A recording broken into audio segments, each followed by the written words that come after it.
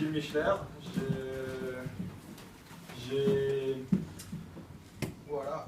J'ai grandi en Alsace, où j'ai commencé. Je viens d'un tout petit village de 313 habitants. Et comme dirait ma femme, la première fois qu'elle a vu mon village, on se demande toujours encore comment t'es arrivé en Californie. On peut dire que dans mon village, il y a plus de vaches que de personnes qui y habitent, c'est vrai. Mais donc voilà, j'arrive un peu d'une formation un peu bizarre parce que j'ai été toujours attiré par la mécanique, construire des choses, tout très manuel, jamais trop dans l'informatique. Et par contre, au jour où je suis arrivé à mon bac, j'ai regardé les prospects de carrière quand j'ai vu passer mon bac E et je me suis rendu compte que la mécanique en France, il ne reste plus grand chose. Donc c'était une grande question. Je suis allé en prépa au lycée Louis Couffignal à Strasbourg, où j'ai pu partager mes deux amours, le foot, parce que le Racing Club de Strasbourg est monté encore en D1. Et vous pouvez voir les bonnes équipes françaises jouer à Strasbourg. Tu as une équipe première, vous êtes descendu. Et mes études, donc j'ai fait ma classe prépa en Alsace aussi, et à la fin de ma classe prépa, c'était passer 5,5, parce que j'avais pas de trop bonnes notes, ou essayer de trouver quelque chose qui allait me faire plus plaisir. J'ai toujours aimé mes cours d'informatique pendant toutes mes études, et en fin de compte, je me suis dit, allez, pourquoi pas, je vais me lancer dans l'informatique. Donc, ouais, donc méca, pas de débouché. Je me suis dit, bon, allez. Donc, j'ai eu qu'un seul concours, celui de Cigetel. C'est pas une très très grande école française en informatique, mais on va dire qu'ils ont un très bon curriculum. Ils donnent une formation très généraliste, donc on touche à tout. On fait du sysadmin, on fait du réseau, on fait des réseaux GSM, on fait tout, et c'est ce qui est je pense, très important pour un ingénieur.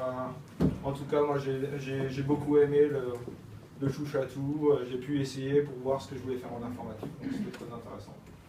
En plus, j'ai eu la chance de faire partie d'un programme un peu spécial, qui était un an de stage à DEC.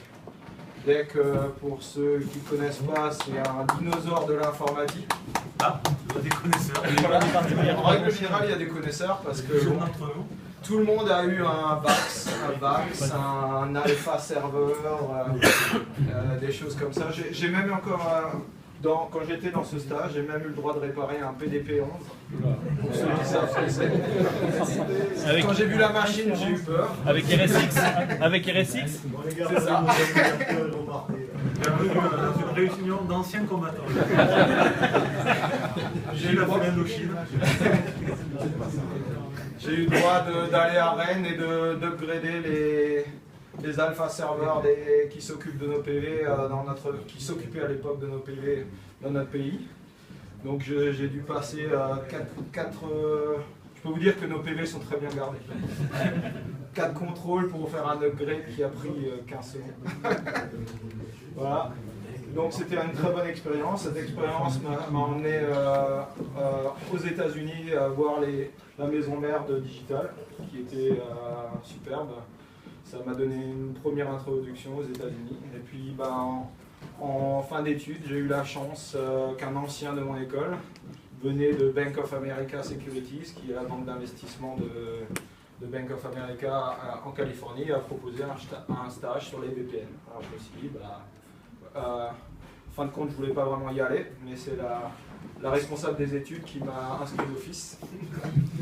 Et j'ai passé l'interview et j'ai eu le stage. Donc je me suis retrouvé le 21 février 2000 dans l'âge d'or de la Silicon Valley à San Francisco pour faire dans une petite start-up qui s'appelait Centerprise, qui aurait pu devenir le Salesforce de l'époque. Voilà. Salesforce avant Salesforce. Et en fin de compte, ça s'est cassé la figure. Voilà, donc c'est un peu, comment dire, ma carrière. Donc j'ai fait 2 startups qui n'ont pas marché, Centerprise, Desktop Products. Desktop Products, c'était une startup. On revendait de l'informatique au gouvernement, donc on se faisait beaucoup d'argent et on leur donnait des trucs qui ne marchaient pas vraiment. Ça marchait bien, c'était un bon business model. a fait ça pendant des années. C'est le business model Bulle.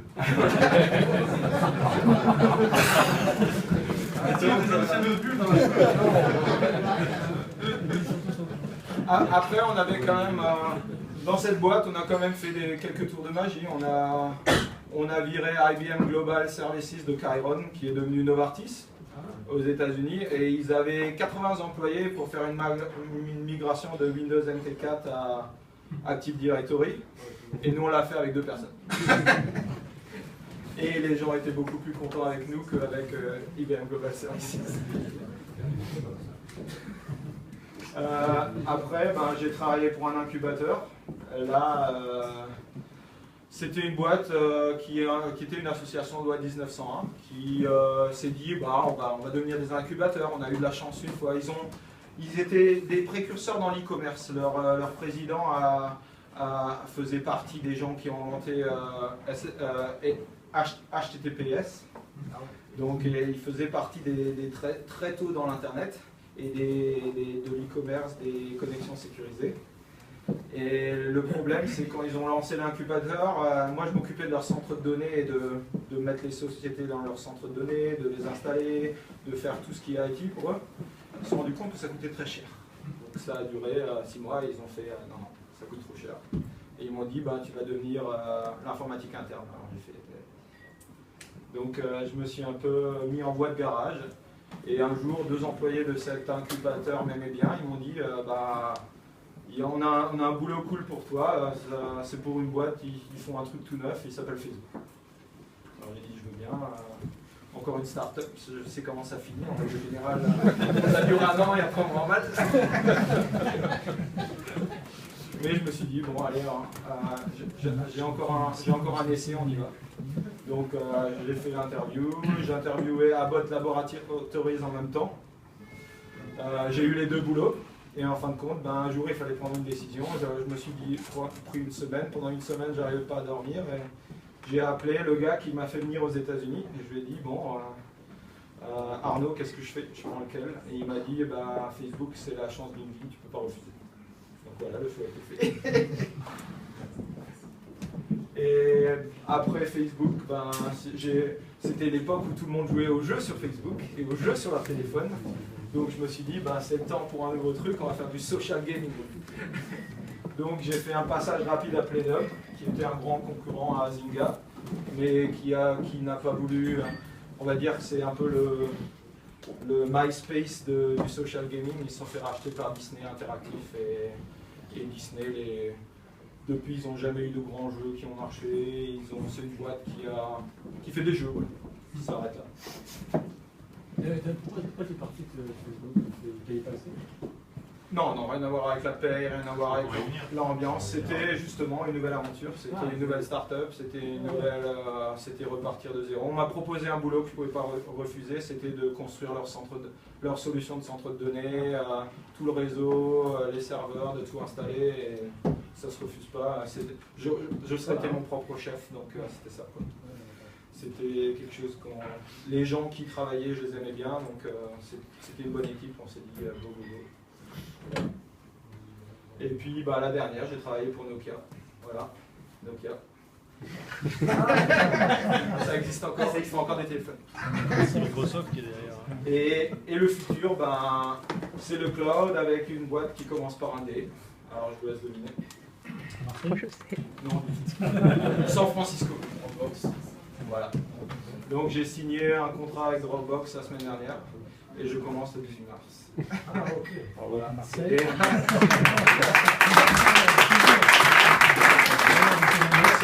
C'est la nouvelle aventure, c'est reparti pour un tour, j'ai remballé. Ma femme n'est pas très contente parce qu'elle reste derrière avec les 2 enfants. Derrière quoi? Derrière, en France, elle a le soleil, elle pourra embaucher un gars qui s'occupe de la piscine, un gars qui s'occupe du gazon.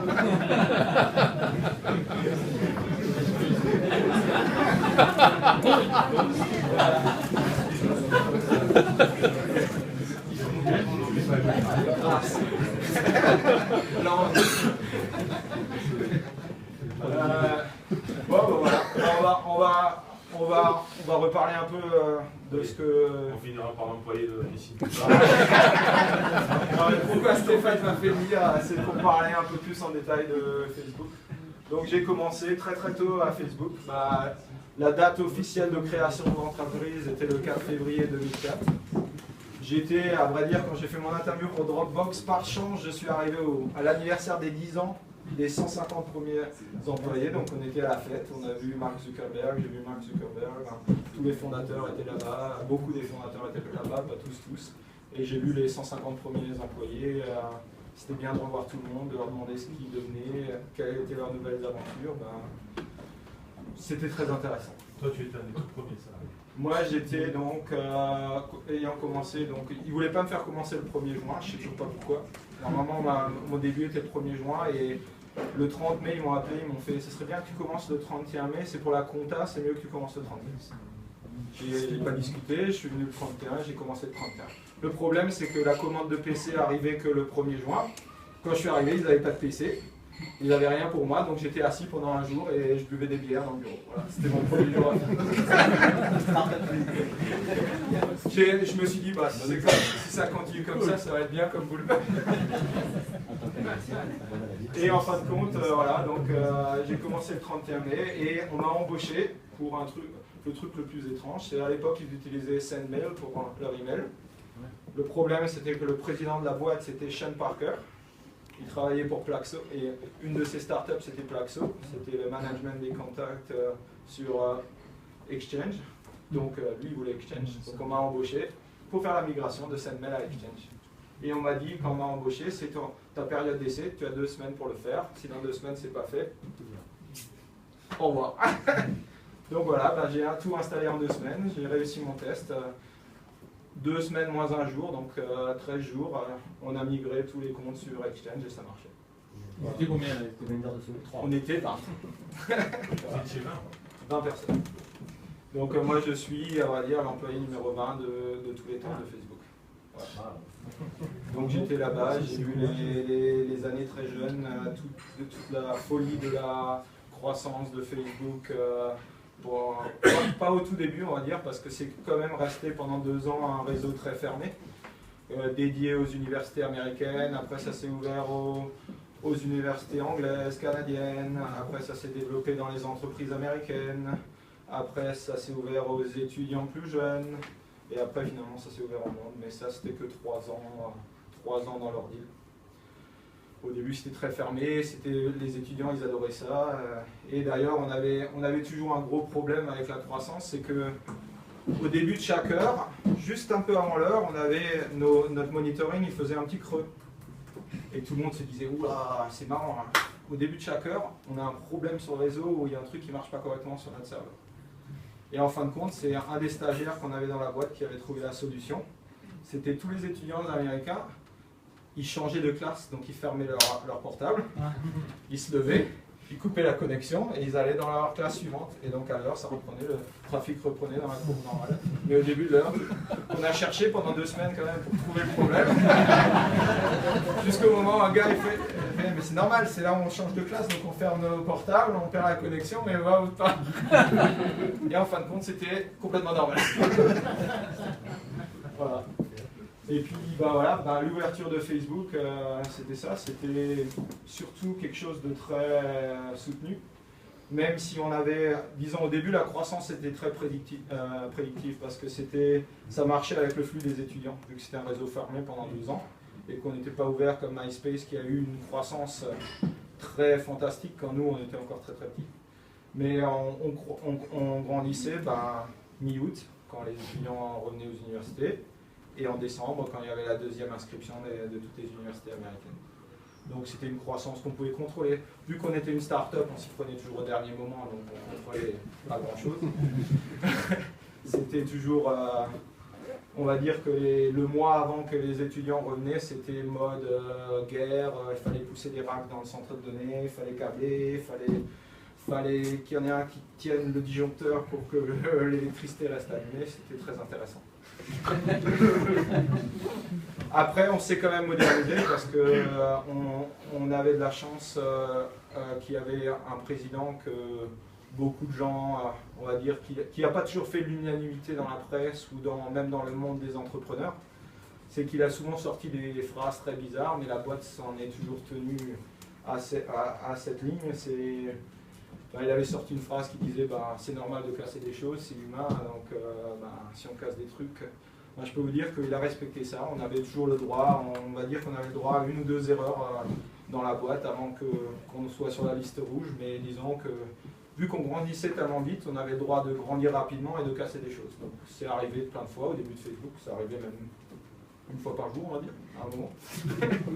Mais ça nous a permis de grandir très très vite et de mettre en place des process. Après chaque problème, ce qu'il fallait leur laisser, c'était qu'on avait une réunion d'1 heure où on se disait qu'est-ce qui n'a pas marché, pourquoi ça s'est cassé, qu'est-ce qu'on peut faire mieux. Est-ce qu'il nous manque de l'automatisation, est-ce qu'il nous manque des personnes, est-ce qu'il nous manque du matos.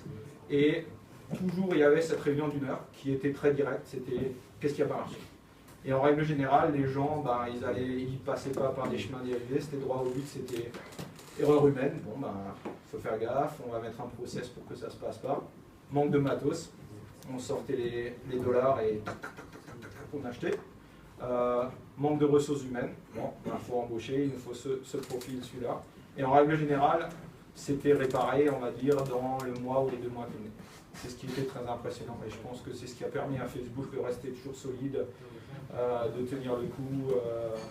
Après, bon, il y a beaucoup de gens, c'était un groupe très serré, les gens avec qui je bossais, c'est devenu des très bons amis, tous les gens se comprenaient très bien et c'est clair que quand le dimanche soir, il y a quelque chose qui cassait et qu'il fallait rester jusqu'à 5 h du matin au boulot, souvent on était à 4 ou à 5 qui restaient et on y restait aussi longtemps qu'il fallait. Alors qu'à cette époque-là, c'était 2006, on ne savait pas vraiment si la boîte allait réussir. MySpace commençait à rajouter des utilisateurs par 2 ou 3 millions par semaine et commençait tout doucement à aller vers les 10 millions par semaine. Donc nous, on regardait à côté, on disait « ça va devenir dur ». Mais derrière, il y avait toujours, beaucoup de gens n'aiment pas montrer, Mark Zuckerberg avait toujours un point sur son ordinateur dessiné avec marqué Dominate.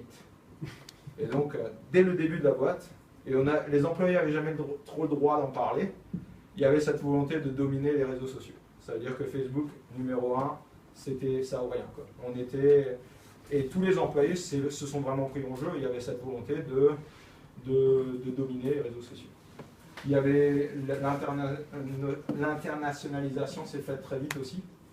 Et ça s'est fait d'une manière très, très facile, c'est que, en fin de compte, l'outil d'internationalisation de Facebook, c'est les utilisateurs qui ont traduit le site. Et en France, il y a une petite anecdote, c'est une mémé française qui l'a traduite en moins de 24 heures. Tout le site en français. Donc pendant 24 heures, elle a fait toutes les pages, une après l'autre, et elle a traduit tout le contenu des pages. En 24 heures, le site français existait. Voilà. Et c'est une grand-mère de 75 ans qui l'a traduit. Et c'était, j'ai trouvé ça très impressionnant. Bon, elle n'avait pas toujours le langage informatique, donc il y avait de temps en temps des trucs un peu bizarres, on ne comprenait pas toujours, mais après ça s'est corrigé au fur et à mesure. Mais c'était vrai qu'ouvrir comme ça le site à l'internationalisation et permettre aux gens de le traduire, ça l'a porté très rapidement à plein de langues. Et donc, une fois qu'il s'est ouvert en 2007-2008 à tout le monde, il a pu grandir d'une façon très impressionnante. Et puis, voilà. Quel était le modèle économique à ce moment-là, à cette époque-là, pour sortir la planche à billets? C'était des venture capitalistes à cette époque. On était au 2e rang. Moi, j'ai commencé à travailler donc en 2005, on a eu le premier round, c'était Axel Partner qui avait mis 13 millions. Donc moi quand ils m'ont demandé, mon premier jour, quand ils m'ont demandé, t'as une question? Ouais, est-ce que je vais être payé tous les mois? Et ils m'ont dit oui. Et ils m'ont montré, ils avaient le chèque dans les mains, donc ils m'ont montré le chèque de 13 millions. Ils font voilà, tu vas être payé pendant un bon bout de temps. Donc j'ai fait bon, il n'y avait pas Il n'y a pas d'objectif de rentabilité de la société. À cette époque-là, il n'y avait aucun objectif de rentabilité. C'était service purement gratuit. Il fallait atteindre la masse critique. C'était ça. C'était la recherche de la masse critique. On avait la masse critique, c'est assez d'utilisateurs pour que le mot passe entre les utilisateurs et qu'on en rajoute tout en plus. Donc c'est la croissance qui devient exponentielle parce que de bouche à oreille, les gens disent hey, venez. Il y a un chiffre, c'est 1 million. Pour Facebook, je pense que ça a été vraiment le problème, vu que c'était un réseau fermé, en vase clos purement universitaire. Il y avait pas vraiment, on ne pouvait pas atteindre la masse critique avant de l'ouvrir. Donc il y avait tout le temps cette bataille. Au début, on ne voulait pas vraiment l'ouvrir parce qu'on s'est dit oh, ben, on va perdre nos clients de base qui sont les universitaires. Et tout d'un coup, à 12 millions d'utilisateurs ou 14, ils se sont dit ben, il faut ouvrir tous les robinets et il faut trouver la masse critique. Et c'est là que c'est parti. Et on a eu de la chance, on peut dire merci à une boîte, c'est Fox News, qui ont racheté MySpace et qui ont tué la compétition au bon moment. Comme quoi. Et les gens, certaines personnes me demandent ah ouais, mais pourquoi ça a réussi aussi bien. Ben, je pense que ça faisait partie du succès parce que beaucoup de gens, quand Fox a racheté MySpace, ont commencé à se dire ah, une grande multinationale de médias derrière qui déjà contrôle les médias aux États-Unis. Et certains gens, ça leur a fait peur. Donc quand Facebook, dans la foulée, on a ouvert le site. Et beaucoup de gens se sont dit hey, ben, ça c'est le site des étudiants, ça a l'air bien, on va y aller. Et ça a grandi. Et très vite, donc après, c'était en mois. Chaque mois, on battait le record du nombre d'utilisateurs qu'on rajoutait. Ça a commencé par 300 000 par semaine. Par contre, c'était en semaine. Parce qu'après, on avait un site où on pouvait voir les stats en temps réel. Et le jour où moi je suis parti, on arrivait à 10 millions d'utilisateurs par semaine. Et ça, je peux dire que ça, c'était... J'étais à la moitié de Facebook, de la grande croissance de Facebook. À un moment, d'après ce que j'ai entendu, il tournait à 25 millions par semaine. De nouveau. Comment justement vous arrivez à anticiper on n'arrivait pas vraiment. On arrivait parce que après on a embauché beaucoup d'analystes, de gars qui font du big data, beaucoup de têtes qui sont forts avec des algorithmes très compliqués et qui pouvaient nous dire à quelques mois près ce qu'on devait installer comme serveur. Mais après de l'autre côté, on avait des gens qui programmaient super mal et qui, par exemple, à un moment, on avait construit assez de centres de données, on avait 6 mois d'avance de ressources. Ouais, tous les gars dans mon équipe, ouais super, 6 mois d'avance. Ils ont envoyé, comment ça s'appelle, Newsfeed. Ils ont lâché Newsfeed partout dans le monde. En un soir et en une code rêve, on a perdu les 6 mois d'avance. Tous les serveurs qui étaient à 50% d'utilisation sont passés à 90% d'utilisation. Et donc, lendemain matin, réunion de crise, il n'y a plus assez de capacité. Alors qu'on venait juste d'avoir un dîner avec tous les gars des centres de données et qu'on était là, ouais, on a 6 mois d'avance. Les programmeurs, dans leur bonne volonté, nous ont dit, pas de problème, on va revoir le code. Dans 2 mois, on va gagner 30%. Ils ont pris 2 ans pour gagner 30%. Parce qu'en fin de compte, il y avait des choses comme PHP, des trucs comme ça. Il y a certaines choses qu'on ne pouvait pas dégraisser facilement. Et il faut se souvenir que Facebook, c'est du code de garage ou de code de dorm d'université. Et il y avait quelques trucs, quelques anciennes lignes de code qui faisaient souffrir beaucoup la machine, on va dire. Donc ça a pris beaucoup d'efforts d'ingénierie pour réparer les trucs, ça a demandé des choses comme hip-hop pour PHP, ça a demandé... et donc on était en mode essayer de survivre, et donc c'était la réunion, comment on va faire. Là, il n'y a qu'une solution, il faut sortir la planche à billets, il faut acheter du matos. Donc on a acheté de l'espace de centre de données, des racks de serveurs, et on a déployé ça aussi rapidement qu'on pouvait. Voilà. Pour vous donner un exemple, quand moi j'ai commencé, donc je me suis occupé du vrai premier centre de données de Facebook qui était à San Francisco. Et on déployait 30 racks en un mois à peu près. Parce qu'il y a des tremblements de terre, il faut mettre les racks dans le béton pour qu'ils ne bougent pas au cas des tremblements de terre. Quand je suis parti de Facebook, 2 jours avant que je parte, on a déployé 125 racks en 48 heures. Donc ça, c'était le progrès qu'on a fait au niveau de la logistique, du déploiement.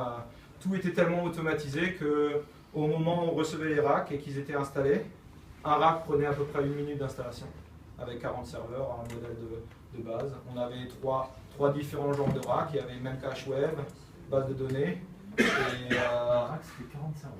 40 serveurs. On avait voilà. Et ces racks, pour les installer au sol, c'était tellement automatisé, ça prenait à peu près 1 minute. Tout le câblage était prêt, ça prenait 10 secondes pour mettre les câbles dans les 2 switches. Tout était pré-câblé, pré-testé en usine. Et après, il y avait un script qui prenait les trucs Excel de Dell et HP qu'on utilisait à l'époque. Ça passait à la moulinette, ça sortait la config DHCP, la config DNS, et on l'envoyait dans notre logiciel d'automatisation. Et tout d'un coup, on voyait les racks, les switches qui s'allumaient, et un serveur après l'autre qui prenait son adresse IP et qui commençait à s'installer. On arrivait à faire quand même en simultané, on pouvait pousser jusqu'à 10 gigas en simultané sur le réseau, et on arrivait à faire 30 racks en parallèle.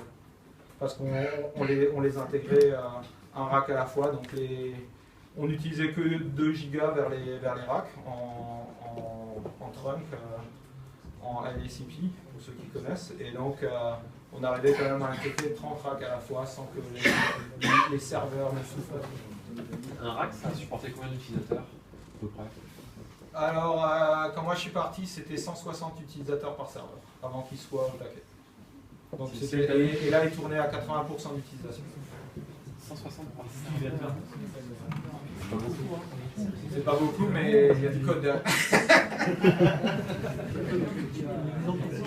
Après, Facebook a aussi survécu par la volonté très tôt de mettre beaucoup de cache pour que l'expérience utilisateur soit la même. Donc très tôt, ils ont beaucoup investi. Quand on y repense, c'était peut-être pas la meilleure solution, mais ils ont beaucoup investi dans Memcache. Et pourquoi Memcache? Parce que c'était ce qu'on avait à l'époque et que les gens ne voulaient pas réinventer le cache. Donc on a utilisé Memcache, même si c'était très dur, mais en fin de compte, c'est ce qu'on a utilisé. Et on a déployé beaucoup de cache pour que l'expérience utilisateur, même à l'autre bout du monde, reste la même. On a même fait des analyses que 30% de latence gagnée ou 30% de fluidité gagnée, ça nous fait un utilisateur rester 15 minutes de plus sur le site. Donc ça, très tôt, on avait ces données. Donc on travaillait, on prenait des lignes louées de New York à Londres pour couper l'Internet le plus possible du jeu et pour accélérer. D'ailleurs, de San Francisco à Londres, on avait 120 millisecondes, donc on était très rapide comparé aux 160 qu'on a en règle générale. Et on essaie de couper le plus possible toute l'équation de l'Internet le plus rapidement possible. Memcache a été un gros problème pour la boîte pendant la croissance. Et à quel moment la décision a été prise? Bon, là, on passe en mode sur nos data centers. Parce qu'avant, vous louiez. On a toujours été sur nos data centers. Toujours. Donc il n'y a pas eu, disons, la décision qui a été prise de les construire eux-mêmes, ça a été pris la dernière année où j'étais là-bas, donc en 2009, début 2010. Là, il y a déjà eu la recherche du terrain, l'endroit où les implémenter. Il y a eu toute l'équipe qui a commencé à se former pour faire leur propre hardware, trouver les locaux là où ils allaient construire leur propre centre de données. Avant, on louait chez DRT, pour ceux qui connaissent. On louait de l'espace, mais beaucoup d'espace. C'est que là où une entreprise louait 3-4 racks, nous on louait au mégawatt, on va dire. On louait 6 mégawatts à la fois. En dessous, ça ne nous intéressait pas. Donc dans la Silicon Valley, trouver 6 mégawatts de temps en temps, il fallait un peu jouer des pieds. Il fallait jouer au golf avec certaines personnes au placé, il fallait boire des coups. Bon, il fallait un peu s'arranger parce que c'était toujours ça. Moi j'ai aidé quand il fallait boire, ouais. Le golf, c'est pas trop mon truc. Mais donc il y a eu une très grande transformation, comme je dis souvent. Moi j'ai travaillé dans tout, à Facebook, j'ai travaillé dans la petite entreprise, dans la moyenne entreprise, dans la grande entreprise et après dans le géant informatique, quoi.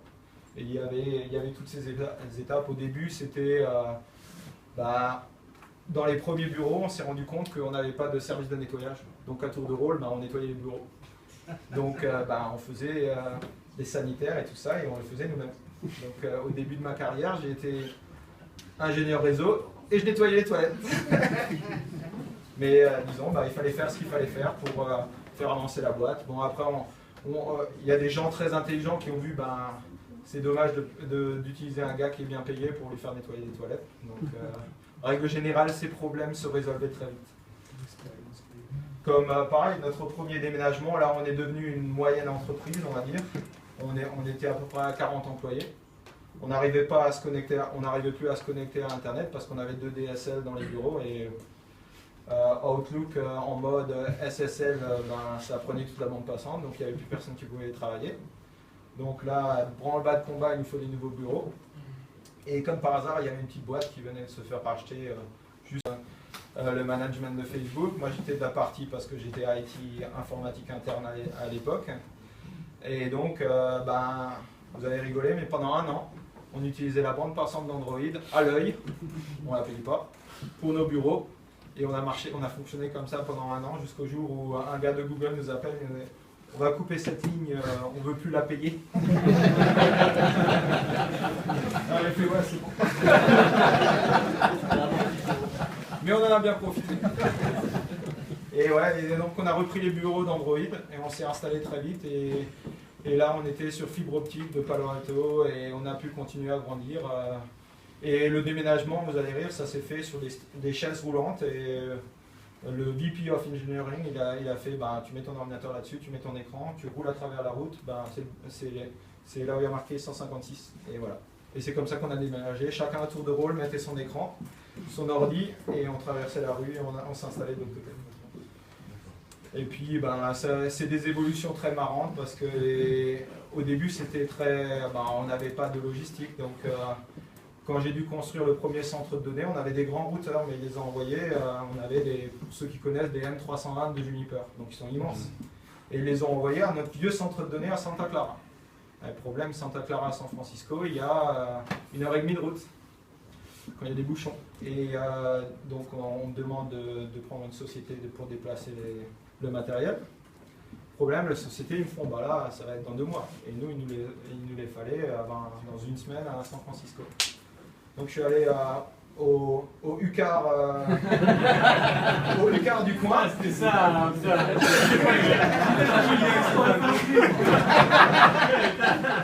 Au UCAR du coin. Je suis allé chercher ma petite camionnette. Et le gars, il me proposait 250 000 $ d'assurance. Je lui fais, ça va pas suffire, hein. Alors il me fait, mais il vous faut combien? 1 million, 1,5 million. Déjà, le gars, il se posait des questions. Et donc, il m'a fait mon contrat à 1,5 million, ça a coûté une jambe, mais j'en ai rien à faire. J'ai pris mon camion, je suis allé à notre autre centre de données, j'ai chargé mes 2 routeurs à 1 million $. Et je suis allé les installer 1h30 plus tard à San Francisco. Et 1 heure après, le premier réseau est marché à San Francisco. Voilà, c'est comme ça qu'on a installé beaucoup de choses. C'était beaucoup de bonne volonté des gens, beaucoup d'improvisation, beaucoup de longues heures passées loin des familles et des enfants pour un but commun, on va dire. Beaucoup de gens aimaient bien le produit. Moi, c'est vrai que le produit, au début, je ne savais pas vraiment ce que c'était. Quand j'ai dû expliquer à mes parents où je suis allé travailler, c'est comme ça que les étudiants américains ils rencontrent des gonzesses. Mon père il me regardait genre. Et puis c'était marrant parce que 2010-2009, quand je revenais en France, il y avait un petit F quasiment sur toutes les vitrines et mon père savait très bien ce que c'était. Donc voilà. Combien de salariés maintenant? Salariés, pas de je sais pas. Quand moi je suis parti, il y en avait 2500 quand j'ai commencé. Ouais, de salariés. Après, maintenant, ça doit être autour de 10 000, je pense. Pas loin. Plus de 2000 à 3000 consultants. Beaucoup de développeurs. Les développeurs. Bah, voilà. Ils ont refusé pas. Corrige les bugs du premier. Voilà. Bah, beaucoup de développeurs, beaucoup de nouveaux produits, bah, ils essaient un peu de faire comme Google, de commencer à se diversifier vers d'autres choses. Donc ils ont essayé de rentrer sur les téléphones avec Facebook Home. On en fait des choses avec le téléphone. Et ben, après, il y a des grands départements de R&D, il y a tout le côté Open Compute, OCP, qui est un gros truc. Regardez, c'est opencompute.org, c'est le hardware que Facebook vend maintenant à travers Quanta et d'autres revendeurs. Et c'est du matos très vert, très simple d'utilisation. Ça marche bien. Moi j'ai vu les premières versions de ce matériel, quand c'était encore en recherche et développement. Comparé au matos de HP, bon, c'est vrai que HP a toutes les belles choses, a le beau high-low et tous ces trucs-là. C'est très simple, mais l'avantage que ça a, quand vous devez réparer 12 000 serveurs, la simplicité c'est pas mal. Donc quand vous avez juste un disque dur avec quelques barrettes mémoire et un CPU, c'est pas mal. Et surtout, ils sont open source, ces racks. Ils sont tous open source, donc on peut juste prendre les plans, on peut aller chez le vendeur local et s'il sait faire, il peut construire. La particularité, c'est que c'est... Ouais. Bah, il y a une raison, bah, je vais vous la dire, c'est que beaucoup de gens ont été pris de Google. Bon, c'est pas une raison vraiment officielle, ont été débauchés de Google et Google allait poursuivre en justice Facebook pour leur hardware, mais vu qu'ils l'ont mis open source, ils ne pouvaient pas. Parce que ça aurait... Eux qui avaient leur slogan Don't be evil, ça n'aurait pas bien fait s'ils poursuivaient en justice un projet open source. Donc voilà, c'était la ligne de défense que Facebook a pris et donc c'est pour ça que ça a aussi bien marché. Donc open source comme garantie brevet. Voilà, ici c'était garantie brevet contre Google, ouais. On va dire c'est comme ça. Mais oui, c'était... C'est la même machine que vous, ouais. Ben, il y a beaucoup de similitudes. Après, il y a beaucoup de choses qui ont changé aussi. Google, ils mettent des batteries directement sur les cartes mères et dans les serveurs, alors que Facebook, ils ont un rack de batterie qui distribue après sur 3 racks. Et leur technologie, c'est un rack triplet. Il y a aussi un rack pour les colocateurs réseau avec le système batterie. Et il y a une double port supply derrière, une qui fait du DC, une qui fait de l'AC, comme ça passe d'un côté à l'autre selon avec les problèmes électriques ici. Mais ouais, c'était une bonne initiative. Ce qui est bien aussi, c'est que leurs centres de données sont open source et c'est là où la technologie est beaucoup plus innovante et intéressante, c'est-à-dire le centre de données lui-même. Les centres de données qu'ils construisent, je pense qu'ils sont pas loin des meilleurs au niveau technologique, vert et tout ça. C'est très intéressant, c'est pas mal du tout ce qu'ils font. Et il y a ces plans-là aussi, donc ils sont open source, on peut les prendre, on peut construire son propre centre de données. Voilà. Niveau sécurité, confidentialité des données. Ah, ça a été très tôt une très grande bataille parce qu'on a eu très tôt un service de sécurité avec les anciens du FBI et de la NSA. Et donc on rigole, mais Facebook a eu un ancien du FBI en chef sécurité. Et il était très très bon, il s'occupait de la cybercriminalité au FBI.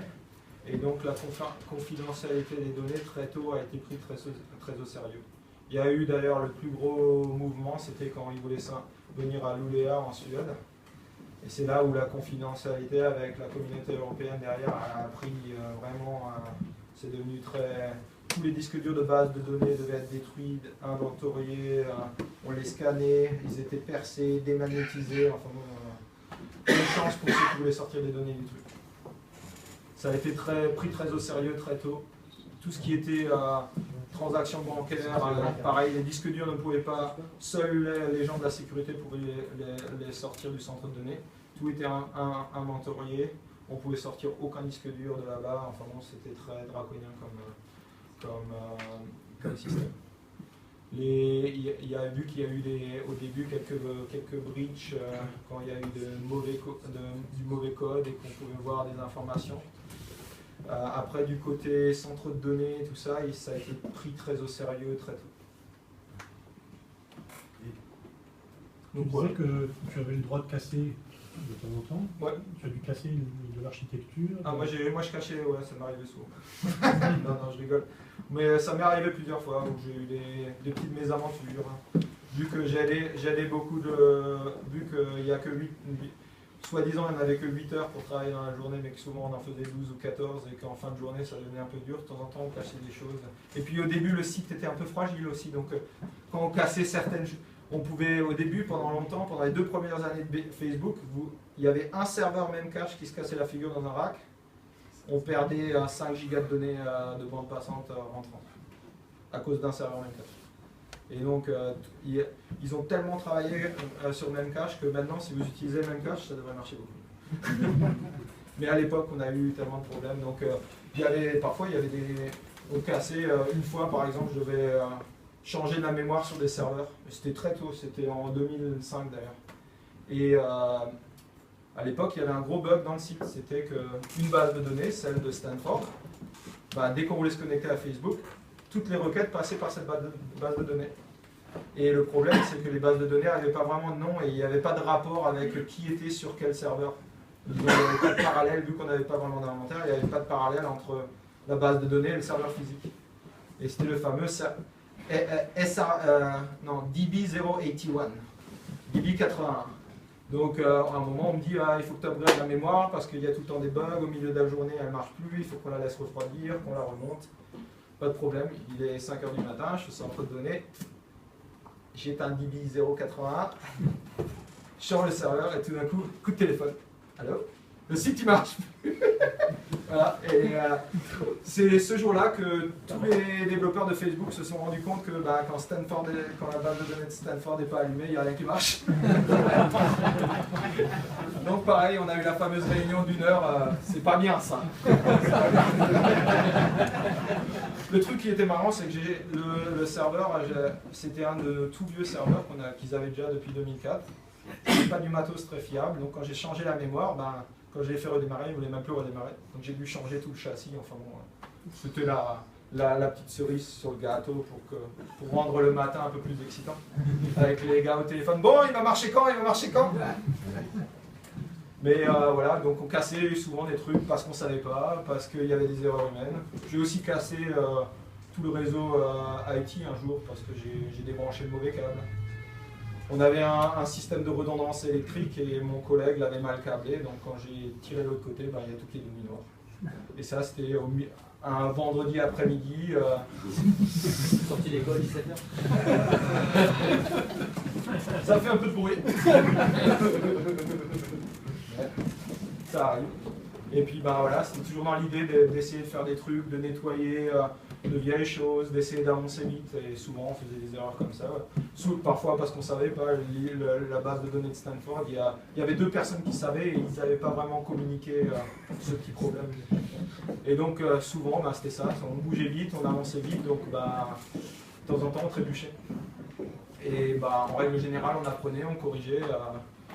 On a aussi eu notre provider de centre de données qui un jour a décidé de faire un test sur leur générateur à diesel. Ça n'a pas marché.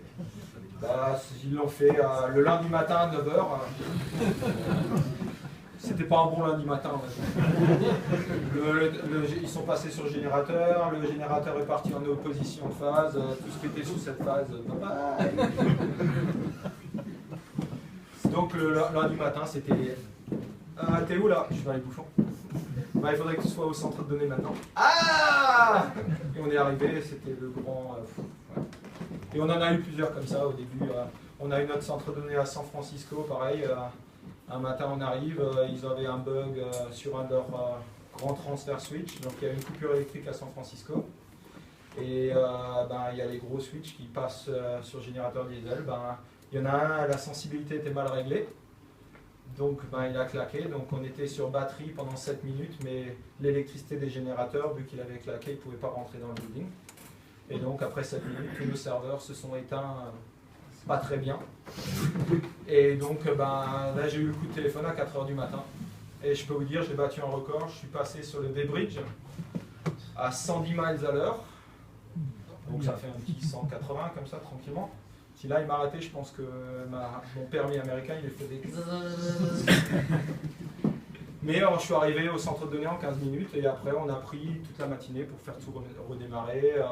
On avait des vieux serveurs HP en base de données, ben, ils n'étaient pas tous très contents de redémarrer. Donc ça s'est passé, ça a été une journée très intéressante. Et puis le truc qui était rigolo, c'est que 11h du soir, je rentre, j'arrive à la sortie d'autoroute pour rentrer chez moi.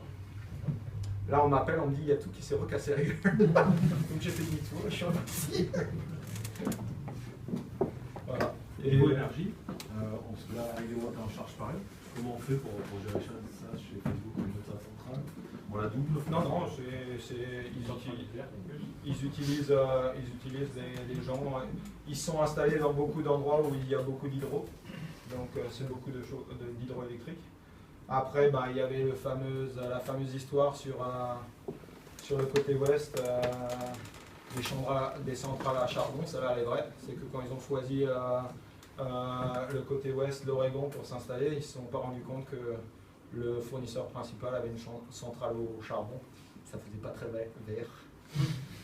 Il y avait les lignes se séparaient tellement qu'ils croyaient que ça venait d'un barrage hydroélectrique, mais non, ça venait d'une centrale au charbon. Mais toute l'énergie, quand on utilise autant d'énergie consommée dans des États où l'économie est très faible, le prix de 1 kW c'est 4 cents par exemple en Oregon. Et quand on prend autant que Facebook, ça veut dire qu'on construit des centres de données qui font 15 MW à la fois, ils peuvent même descendre jusqu'à 2 cents. Donc 2 cents le kilowatt. Mais je peux vous dire que pour l'utilisateur normal américain, c'est pas 2 cents le kilowatt. C'est plutôt 16 à 20. Ouais, la France, c'est un des seuls derniers pays où c'est vraiment pas cher. Le reste du monde Est-ce qu'ils utilisent la virtualisation dans l'ensemble de l'eau? Ils n'utilisaient pas à l'époque où j'y étais, c'était tout bare metal. Maintenant, oui, ils virtualisent de plus en plus. Tout ce qui est IT, c'est virtualisé très tôt. Est-ce que 160 personnes sur un serveur, ça paraît peu en fait? Bah, c'était le code, et le serveur était à 80%, donc on ne pouvait pas vraiment pousser beaucoup plus. C'était surtout le code, il y avait beaucoup de vieux codes et ça rendait les choses très dures. Ce sont des archiclusters au départ, non? Ce sont des archiclusters? Souvent, on peut dire ça. Plus ou moins? Plus ou moins, c'était des gros, on va dire que c'était des gros F5 qui savaient envoyer assez de données sur assez de serveurs. Voilà. Et il y avait beaucoup d'automatisation. Il y a eu, dans la croissance à Facebook, il y a eu un truc très important, c'était que dès qu'il y avait une tâche à faire plusieurs fois, dans les 2 semaines qui suivaient, elle était automatisée. Ça veut dire n'importe quelle chose qui était répétitive était automatisée dans les 2 semaines qui suivaient. Donc l'automatisation était très importante. Donc quand je suis parti, elle était tellement importante que même quand on avait des serveurs à diagnostiquer ou à réparer, on envoyait un script qui s'appelait Facebook. On faisait dash R pour repair. Le script se lançait sur la machine, il trouvait la machine tout seul. Il fallait mettre le nom de la machine, voilà. Point centre de données. Il allait sur la bonne machine, il lançait son script, et à peu près 15 minutes plus tard, on savait exactement à la location géographique de la mémoire près, ce qui était cassé dans le serveur. Et il y avait 95% de réussite sur ces réparations.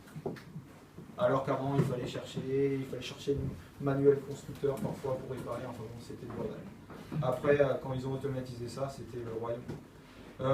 Donc moi, mon dernier travail, on va dire, à Facebook, c'était voilà, un peu mon évolution. J'ai fait du nettoyage, on a tout faire, j'ai fait de l'IT, j'ai fait de l'IT jusqu'à 150 personnes, ça veut dire que le vendredi soir, quand on avait les happy hour Facebook, moi j'étais assis à une table et c'était la mode, les BlackBerry, c'était la mode.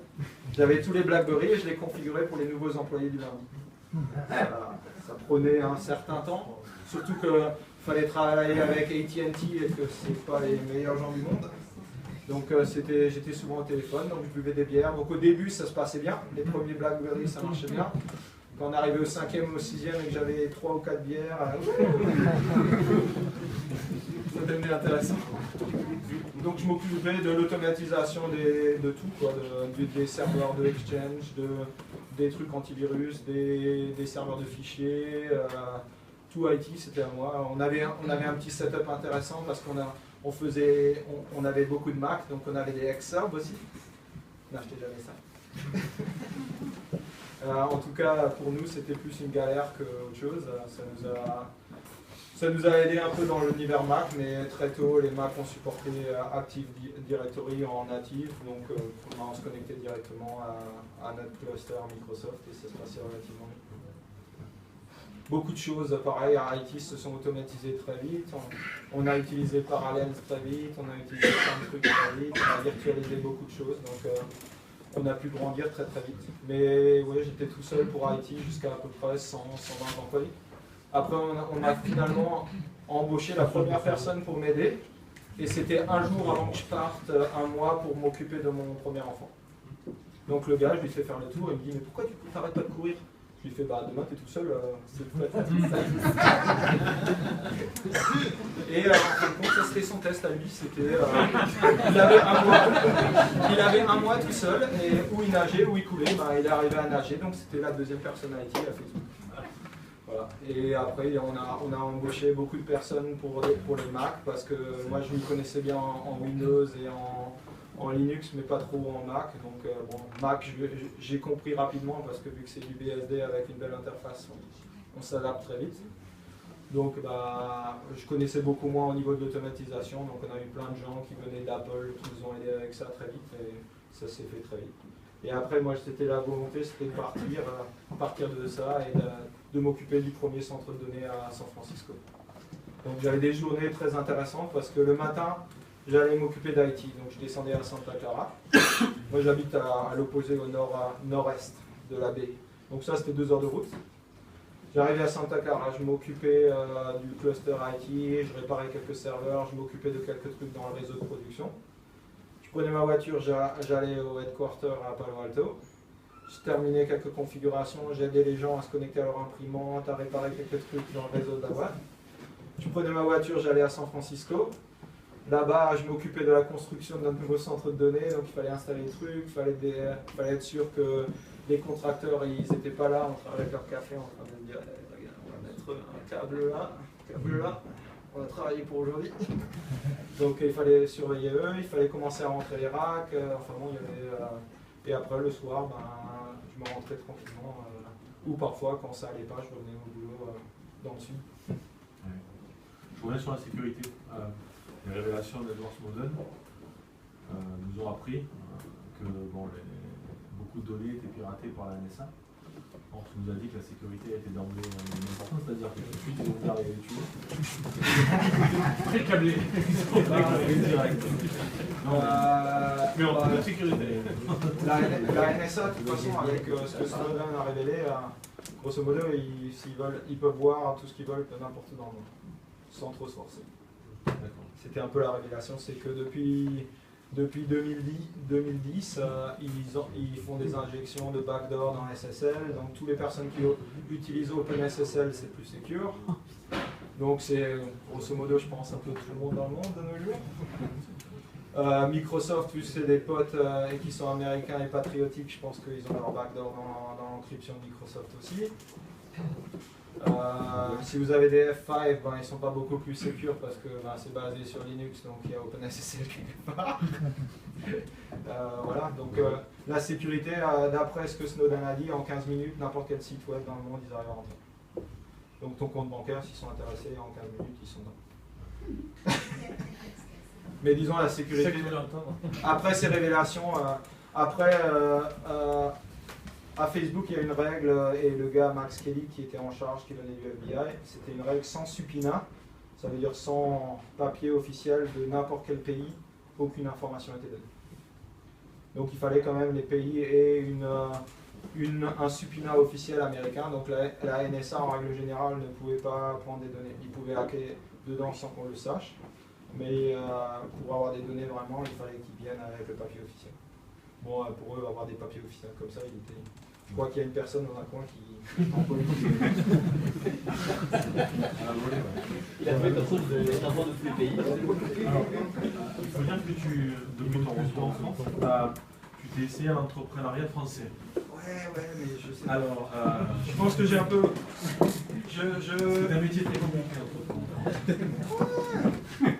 Il y a des gens, j'ai rencontré des gens très bien, Stéphane Soto, des gens de DDM. Il y a beaucoup de gens qui sont prêts à aider pour entreprendre. Je pense que moi il y a personnellement, c'est un avis personnel, il y a un truc que j'ai pas compris, c'est que j'ai habité à la Silicon Valley. Et vous allez rigoler, mais la Californie et San Francisco, le climat il est le même qu'ici. En 3 heures, vous allez skier à Lake Tahoe. En 3 heures, vous allez à Search-Valley à Vars. Il y a du soleil 305 jours dans l'année. Ben, à San Francisco, il y a du soleil 305 jours dans l'année. Il y a de la mer et on ne peut pas s'y baigner. Ici, on peut s'y baigner. Et ce que j'ai pas vraiment compris, c'est pourquoi les Bouches-du-Rhône, Aix, Marseille, ça explose pas quoi, comme la Silicon Valley. Ça pourrait être la petite Silicon Valley à la française. Le climat est bon. Tous les gens que je connais qui vivent ici, ils adorent la région. Et ça m'a toujours surpris parce que ayant habité là-bas. Mais où t'habites où? Aix ou Marseille? Je peux pareil. Simiane Corangue. Et qu'est-ce qui a fait que tu étais venu sur cette région? Ma femme, elle n'aime pas l'Alsace. Ah. Ma femme est moitié californienne, moitié salvadorienne et elle n'aime pas le temps froid. Donc, Tu l'as rencontré sur Facebook? je l'ai rencontré dans une des premières startups. Voilà, donc ouais, c'est un peu ça. Donc j'ai jamais vraiment compris et c'est un peu triste parce que je trouve que le coin est très dynamique. Il y a plein de bonnes choses à faire et j'espère vraiment que ça va exploser. On va changer ça. Tu penses que entreprendre en lui-même est peut-être plus compliqué ici? C'est plus simple là-bas que chez toi d'obtenir des fonds? Tu nous as parlé de $13 millions. C'est vrai que là-bas, si on connaît un peu de monde, c'est très simple d'avoir des sous, on va dire. Alors qu'ici, c'est vrai que c'est un peu plus. Disons, le business angel américain, on va dire, a des reins plus solides que le business angel français. Il y a une machine à sous derrière. Et comme je disais, à Facebook, il y a beaucoup de startups américaines ont cette volonté de dominer là où ils se lancent. Et je pense qu'il y a un autre truc qui ralentit aussi beaucoup les startups françaises, c'est que le français s'attaque au marché français d'abord. Alors que le marché français, c'est ça du gâteau. Alors qu'ici, ils se disaient, bon, moi je veux dominer l'Europe. Alors voilà, maintenant on commence à parler, il y a 340 millions de personnes, je vais mettre un peu d'anglais sur mon site web, je vais au moins faire anglais-français au départ, ben là on commence à parler, là il y a une volonté de truc. Et je pense que, je sais pas, je critique pas, hein, on fait des trucs super en France, il y a Deezer, il y a We Love Words, une boîte où j'ai investi en France, où j'ai trouvé l'idée géniale, il y a plein de super idées, et des boîtes qui marchent bien, Deezer ça marche du feu de Dieu. Le code du travail en France est Théo. omniprésent. Là-bas, tu parles d'amplitude horaire, de week-end, de 4 heures. Il est très présent le code du travail, mais moi, code du travail, je vais dire, pour moi, c'était la ligne grise entre le noir et le blanc. Nous, on ne regarde pas. Si on veut faire réussir une société, je pense qu'il ne faut pas compter. Mais disons, il faut avoir quelque chose au bout. Là-bas, il y avait des actions, il y avait des stock options, il y avait des carottes. C'est vrai qu'il y avait beaucoup de carottes. Moi, je vais vous dire, en 4 ans et 7 mois de Facebook, j'ai donné ma démission 4 fois. La dernière fois que je l'ai donné, on m'a fait comprendre que la prochaine fois, il me laissait partir vraiment. Ça a marché 4 fois. Et j'ai donné ma démission, pourquoi? Parce qu'à un moment, on est un peu brûlé, on en a un peu marre. Je pense qu'on déprime un peu parce qu'on est en cours dans tous les sens et on ne voit pas vraiment les résultats. Et à chaque coup, on a essayé de m'arranger. La boîte était très, très répondante à mes inquiétudes et on m'a remis à un autre poste, on m'a aidé à transitionner, on m'a offert des opportunités, on m'a un peu plus payé. À chaque coup, il y avait une volonté de garder, il y avait une volonté de me faire grandir dans l'entreprise. Et c'est toujours bien, c'est bien qu'un employé se sente valorisé au sein d'une entreprise. Il y a une structure managériale très verticale? Très rapidement, oui. C'était très plat au début, mais tout d'un coup j'avais 4 N au-dessus de moi, avant Zuckerberg. Alors qu'au début, Zuckerberg, on passait d'une pièce à l'autre et on allait boire des bières ensemble. D'ailleurs, on a souvent, quand vous voyez le Mark Zuckerberg du film, La vraie personne n'a vraiment rien à voir avec lui, c'est une personne très compatissante, très... et il comprend très bien que les gens ont des familles, même s'il était très jeune à l'époque. Hein. Quand on allait au restaurant, il ne pouvait jamais commander de bière parce qu'il avait 19 ans. Et c'est 21 aux États-Unis. Il y en avait plein des fondateurs qui restaient sur le carreau pendant les premières années, ils n'avaient pas le droit de boire avec lui. Pareil, à midi, on buvait nos bières, alors que dans beaucoup de boîtes américaines, c'est très mal vu de boire de l'alcool au repas de midi. Avec moi, ils aimaient bien parce que j'étais français, donc moi, si je prenais une bière, ça passait. Voilà. Ou même du rouge, tout le monde regardait toujours sur moi quand il fallait commander, et dès que je prenais de l'alcool, tout le monde « Ouais, moi je prends ça aussi !» Pareil, si un jour, quand je suis parti, un jour, on a rigolé parce qu'on est allé dans le blog de la société, qui était d'ailleurs tous les outils internes de la boîte étaient toujours connectés par le site. Donc quand on se connectait sur notre compte Facebook, on avait accès aux outils internes, tout était interconnecté. Et on avait un blog où on pouvait tracer nos projets et tout ça, voir comment les projets évoluaient avec l'historique et tout ça. Et bien à Facebook, si vous regardiez pour les mots shit et fuck, il y avait toujours mon nom les mots shit et fuck, il y avait toujours mes noms qui se ressortaient. C'était mon manque d'anglais, de compréhension de l'anglais. Parfois on s'énerve et on met des phrases qu'il ne fallait pas mettre. Tout ça. Il y avait souvent, c'est vrai que moi j'avais donné ma démission 3 ou 4 fois parce que il y a des moments pareil.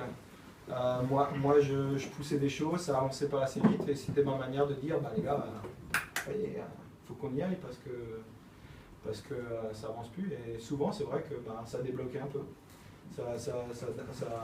Parce qu'il y avait, pareil, comme je disais, il y avait toujours ces réunions, pourquoi t'es pas content? Qu'est-ce qui va pas? Alors on vidait son sac, c'était très terre à terre, très ouvert avec les managers et on pouvait parler de tout et les gens souvent ils trouvaient des solutions, c'est ce qui était bien. C'était l'employé, on était très valorisé, très soutenu par le staff pour grandir dans la boîte aussi. Beaucoup des employés qui étaient là-bas très tôt, ceux qui sont restés ont des très bonnes places de nos jours dans la boîte. Ils sont très bien développés. C'était une mal du pays pour revenir? Non, j'étais un très mauvais parent français, donc j'ai pas du tout appris le français à mes enfants, parce que ma femme parle anglais et espagnol, moi je parlais français et anglais. Et donc je leur parlais quasiment pas en français parce que j'ai pris la solution de facilité. Et donc c'était surtout pour leur apprendre le français, et puis être en France, c'est sympa la France. C'était une très bonne... Ma femme voulait essayer quelque chose d'autre, elle en avait un peu assez des États-Unis aussi, et on s'est regardé un jour tous les deux, on s'est dit bon allez c'est parti, on y va. Après je lui ai dit on va en Alsace. L'été, oui. Et alors à l'époque je bossais pour Nokia, donc j'ai regardé dans le truc interne de Nokia et j'ai vu qu'il y avait une agence Nokia à Aix. Je me suis dit super, ils m'ont transféré mon contrat. C'est là que je me suis rendu compte que c'est que des commerciaux. Et que bientôt ils allaient tous être au chômage. Et donc ils m'ont annulé mon contrat aux États-Unis et puis je suis parti tout seul comme un an à l'aventure. C'était pas vraiment une aventure, étant français, porteur de carte verte, c'était pas vraiment une aventure, c'était rentrer au pays. Et voilà. Juste une question, on parle beaucoup de la Californie, c'est normal, ça s'y peut aller. Est-ce qu'aux États-Unis, dans d'autres États, est-ce qu'il y a aussi des centres vraiment où il y en a pas mal. Ça booste au niveau il y en a pas mal. recherche logicielle, etc.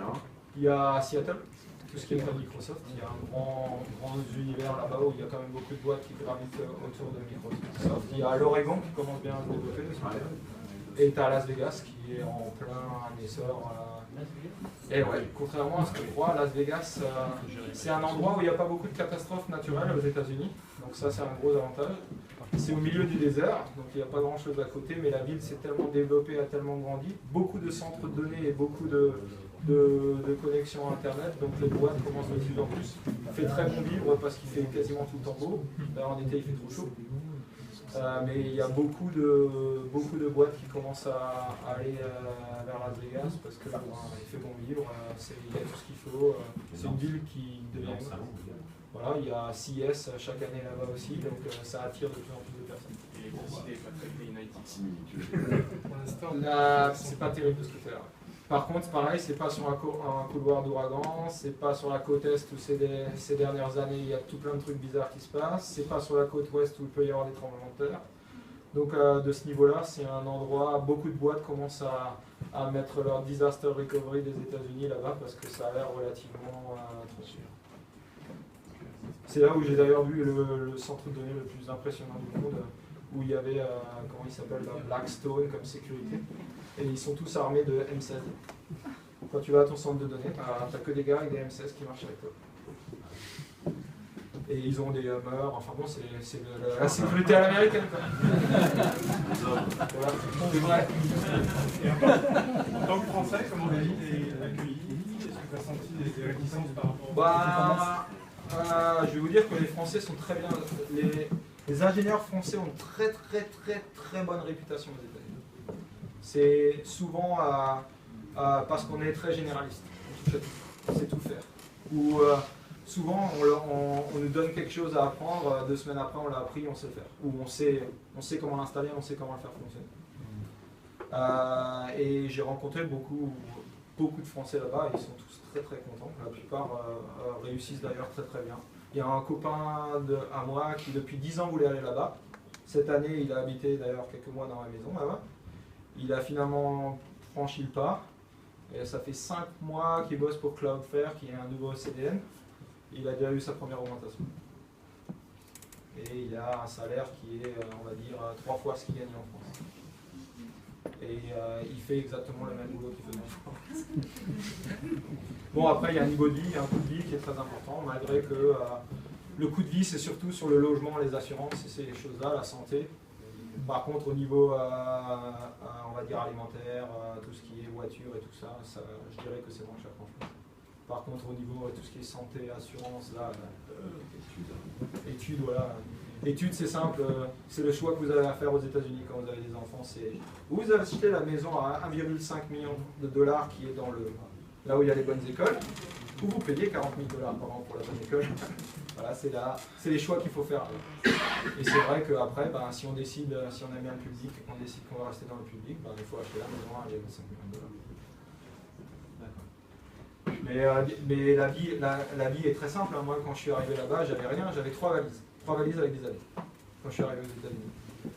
Le jour d'après, je suis allé à la banque, je leur ai donné mon passeport. En 15 minutes, j'avais un compte bancaire aux États-Unis. Le jour d'après, je suis allé voir leur Social Security, la Sécu américaine. 2 semaines après, j'avais ma carte de Sécu américaine avec marqué que je pouvais travailler aux États-Unis. Voilà.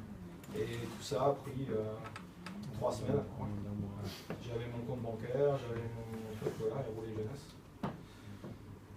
Et puis tout est simple, après il faut faire transcrire son permis, on va au DMV, c'est une rigolade. Il faut... Sur le plan de l'immigration, ça s'est fait via Facebook? Pas du tout. J'ai tout essayé, en fin de compte j'ai quasiment utilisé tous les visas qu'on peut utiliser aux États-Unis. Je suis venu en J1, que j'ai épuisé, 18 mois de J1, donc j'ai plus jamais le droit de prendre un J1. Après j'ai fait du H1B, tout épuisé, 3 ans d'H1B. Après j'étais illégal pendant 3 ans. Du moment qu'on ne sort pas du pays, c'est bon. Et c'était marrant parce que c'est les 3 premières années de Facebook. Donc, à vrai dire, j'avais pas envie de faire refaire mon visa et tout ça parce que c'est juste. Ça, c'est le truc le plus ennuyeux aux États-Unis, c'est les visas. C'est tellement lourd l'administration de l'immigration que j'ai décidé de ne plus le faire. Donc pendant 3 ans, j'avais pas de visa, pas de carte verte. Donc si je sortais du pays, je peux plus rentrer. Pour travailler, ça se passait comment au niveau des... Non, mais j'avais un équivalent, vu que j'étais marié à une Américaine, donc j'avais techniquement l'autorisation de travail. Elle n'était pas vraiment validée vu que j'ai jamais fait la demande, donc j'étais un peu illégal. Mais après 3 ans, j'ai finalement décidé qu'il fallait peut-être que je m'y mette. En fin de compte, j'ai fait tous les dossiers, je me suis rendu compte que même quand on est français, même avoir une carte verte, quand on est marié à une américaine, c'est très facile, ça m'a pris moins de 6 mois. Voilà. Puis on l'envoie, c'est tout officiel, ils vous envoient un petit drapeau américain dans la poste, avec un petit truc, avec un petit livret de ce qu'il faut faire, pas faire aux États-Unis. Voilà. Si c'était à refaire, qu'est-ce que tu ferais différemment? Bah, à vrai dire, moi, vu que j'ai grandi en Alsace, j'étais un frontalier. Donc tout m'a amené à travailler en Allemagne. Parce que quand on est alsacien, quand la vie est un peu mieux, on va chercher le travail en Allemagne qui paye un peu mieux et qui souvent, je connais beaucoup de gens dans mon village qui sont frontaliers, travaillent en Allemagne, beaucoup pour Mercedes, dans la mécanique justement. Dans l'informatique, c'est pareil, hein. Quand on est frontalier, ben, on va chercher ou la Suisse ou l'Allemagne. Parce qu'ils ont des meilleurs salaires, un peu, ils ont certains avantages. Il y a des avantages aussi, c'est qu'il faut rouler 1 heure, 1h30 pour aller au travail tous les jours. Mais maintenant, dès qu'ils ont ouvert les frontières, qu'il y avait la monnaie unique, les frontaliers, c'était super. C'est plus besoin de changer les sous. Maintenant, même les sécu sont plus ou moins synchronisés. Pardon, ça s'est beaucoup simplifié. Donc, si c'était à refaire, qu'est-ce que j'aurais changé? Pas grand-chose, parce que les différentes étapes de ma vie, c'était souvent des coups de chance, des recommandations de personnes. Donc, c'était un peu en dehors de ma volonté. Ça c'est un peu fait son cours de chemin. Et moi, je suivais. Jusqu'à 30 ans, tu n'as rien décidé. Plus ou moins. J'ai eu le stage aux États-Unis. Après bah, si, il y avait la décision après mon stage aux États-Unis, c'était est-ce que je rentre en France? Et il y avait beaucoup de travail à l'époque en France, mais est-ce que je vais dans la manière de faire la recherche d'emploi en France? Et j'y pensais, je me disais, voilà, tu es dans le royaume de l'informatique, tu es dans la Silicon Valley, pourquoi rentrer en France? Je me suis lancé. Et pourquoi Dropbox aujourd'hui? Pourquoi Dropbox? Parce que je me dis toujours que j'ai une dernière start-up en moi et une dernière aventure en moi. Donc je me dis, allez, c'est la dernière. Après ça, je mets les gants au vestiaire et je m'arrête là. Je travaillerai ou pour une grande multinationale, ou je travaillerai ma pétanque avec mon pastis. Je sais pas. Mais ouais, je pense que c'est la dernière. C'est quand même un poids. Les startups américaines, c'est un gros poids. C'est beaucoup d'investissement personnel. Comme ma femme a dit, mais tu vas être misérable là-bas. Je lui ai dit, ils font à manger à midi, ils font à manger le soir, et ils s'occupent du linge. Et ils ont une gym. Ils n'ont pas encore d'équipe de foot, mais ça va se faire. Tu considères encore comme une start-up? Ouais. Moi j'ai visité, donc j'étais là-bas il y a 1 semaine et demie, 2 semaines, et on voit quand même que c'est l'entreprise qui grandit et qu'ils ont pas mal de trucs qui sont en place, qui sont impressionnants pour leur taille, mais il y a plein, on va dire le vernis est beau, la peinture est belle, l'image est belle, mais derrière je pense que c'est, par exemple leur techno elle est tout dans Amazon, donc là ils sont en train de déployer dans leur propre centre de données.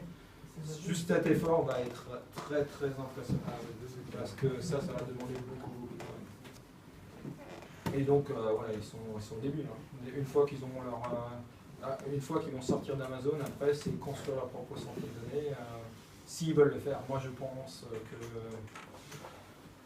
à un moment il faudra qu'ils fassent une alliance ou un truc comme ça avec quelqu'un pour grandir plus vite. Mais enfin bon, ça c'est pas ma décision, c'est pas ceux qui m'ont fait ça. Une dernière question avant de conclure. Non? Oui. Question technique pour finir. Ah, en 2009, c'était quoi les briques à part Memcache?